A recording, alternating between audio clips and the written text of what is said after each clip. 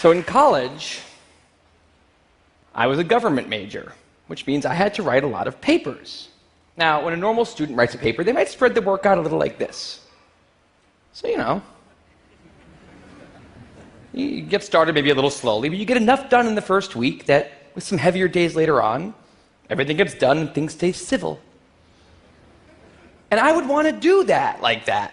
That would be the plan. I would have it all ready to go, but then actually the paper would come along, and then I would kind of do this. And that would happen every single paper.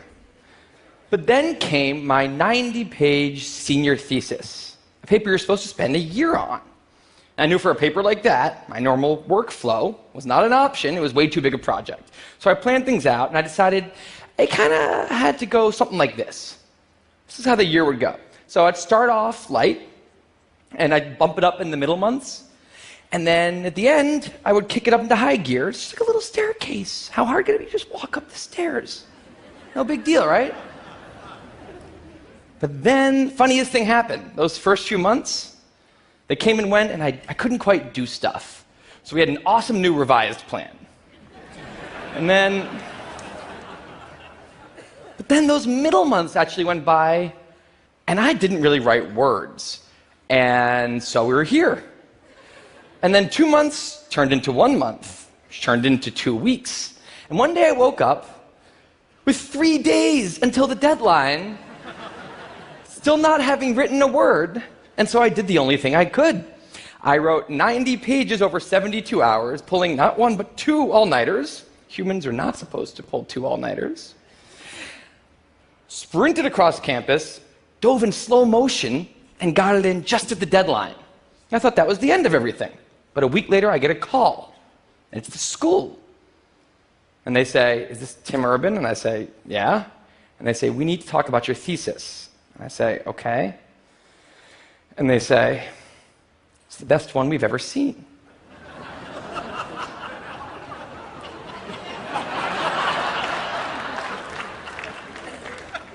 That did not happen. It was a very, very bad thesis. I just wanted to enjoy that one moment when all of you thought, "This guy is amazing." No, it was very, very bad. Anyway, today I'm a writer, blogger guy. I write the blog Wait, But Why? And a couple of years ago, I decided to write about procrastination. My behavior has always perplexed the non-procrastinators around me, and I wanted to explain to them.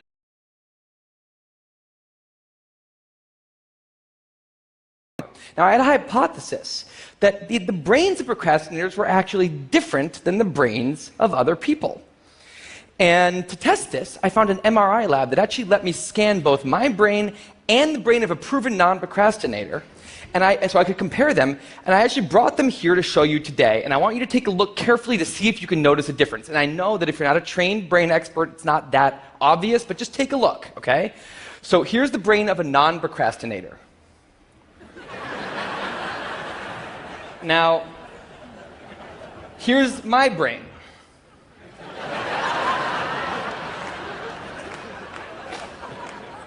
There is a difference. Both brains have a rational decision maker in them, but the procrastinator's brain also has an instant gratification monkey. Now, what does this mean for the procrastinator? Well, it means everything's fine until this happens. So the rational decision maker will make the rational decision to do something productive, but the monkey doesn't like that plan. So he actually takes the wheel, and he says, "Actually, let's read the entire Wikipedia page of the Nancy Kerrigan-Tanya Harding scandal, because I just remembered that happened. Then we're going to go over to the fridge. We're going to see if there's anything new in there since 10 minutes ago. After that, we're going to go on a YouTube spiral that starts with videos of Richard Feynman talking about magnets and ends much, much later with us watching interviews with Justin Bieber's mom.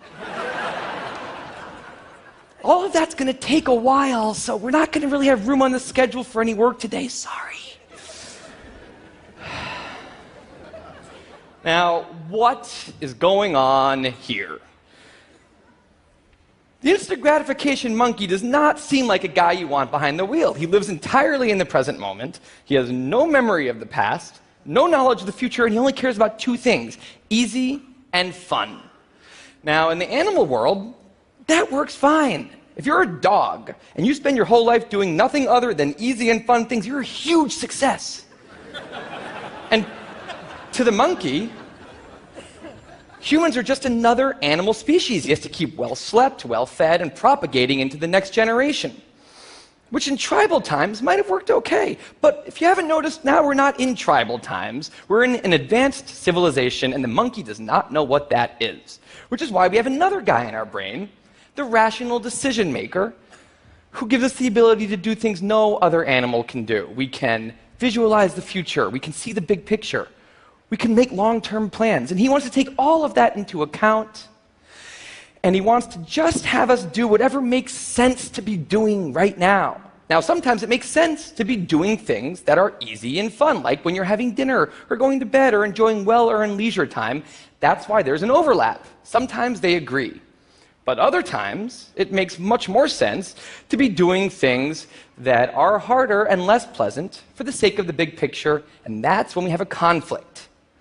And for the procrastinator, that conflict tends to end a certain way every time, leaving him spending a lot of time in this orange zone, an easy and fun place that's entirely out of the make sense circle. I call it the dark playground. Now, the dark playground is a place that all of you procrastinators out there know very well. It's where leisure activities happen at times when leisure activities are not supposed to be happening. The fun you have in the dark playground isn't actually fun because it's completely unearned, and the air is filled with guilt, dread, anxiety, self-hatred, all those good procrastinator feelings. And the question is, in this situation, with the monkey behind the wheel, how does the procrastinator ever get himself over here to this blue zone?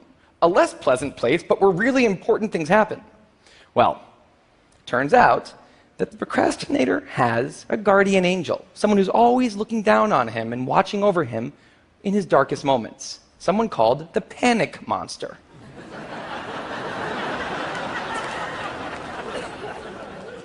Now, the panic monster is dormant most of the time, but he suddenly wakes up anytime a deadline gets too close or there's danger of public embarrassment, a career disaster, or some other scary consequence. And importantly, he's the only thing that the monkey is terrified of. Now, he became very relevant in my life pretty recently because the people of TED reached out to me about 6 months ago and invited me to do a TED Talk.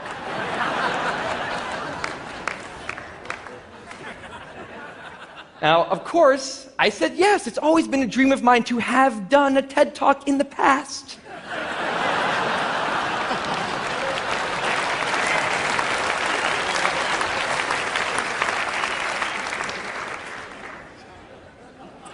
But in the middle of all this excitement, the rational decision maker seemed to have something else in his mind. He was saying, are we clear on what we just accepted? Do we get what's going to be now happening one day in the future? We need to sit down and work on this right now. And the monkey said, totally agree, but also let's just open Google Earth and let's zoom into the bottom of India, like 200 feet above the ground, and we're going to scroll up for 2.5 hours till we get to the top of the country so we can get a better feel for India.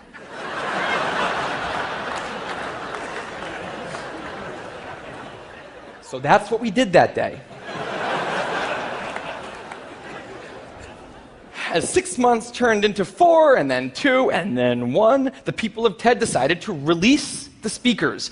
And I opened up the website, and there was my face staring right back at me, and guess who woke up? So the panic monster starts losing his mind, and a few seconds later, the whole system's in mayhem.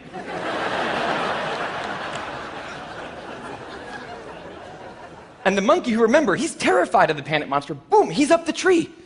And finally, the rational decision maker can take the wheel and I can start working on the talk. Now, the panic monster explains all kinds of pretty insane procrastinated behavior, like how someone like me could spend 2 weeks unable to start the opening sentence of a paper and then miraculously find the unbelievable work ethic to stay up all night and write 8 pages.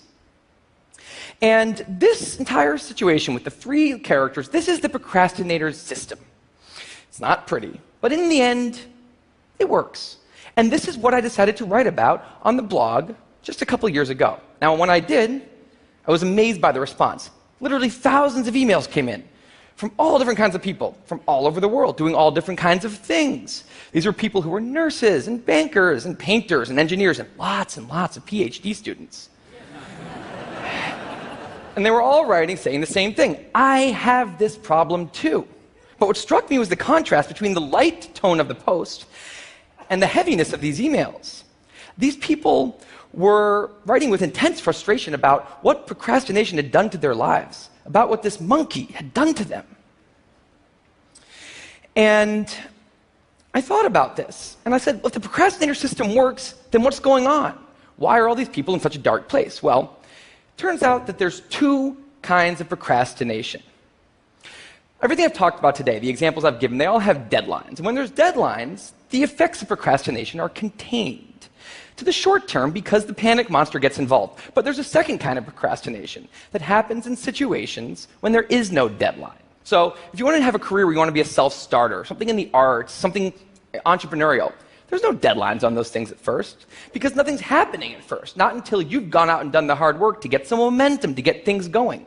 There's also all kinds of important things outside of your career that don't involve any deadlines, like seeing your family or exercising and taking care of your health, working on your relationship or getting out of a relationship that isn't working. Now, if the procrastinator's only mechanism of doing these hard things is the panic monster, that's a problem because in all of these non-deadline situations, the panic monster doesn't show up. He has nothing to wake up for. So the effects of procrastination, they're not contained. They just extend outward forever. And it's this long-term kind of procrastination that's much less visible and much less talked about than the funnier, short-term, deadline-based kind. It's usually suffered quietly and privately, and it can be the source of a huge amount of long-term unhappiness and regrets. And I thought, that's why these people are emailing, and that's why they're in such a bad place. It's not that they're cramming for some project. It's that long-term procrastination has made them feel like a spectator at times in their own lives. The frustration was not that they couldn't achieve their dreams, it's that they weren't even able to start chasing them. So I read these emails and I had a little bit of an epiphany that I don't think non-procrastinators exist. That's right.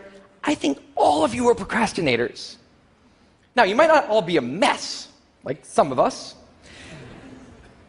And some of you may have a healthy relationship with deadlines.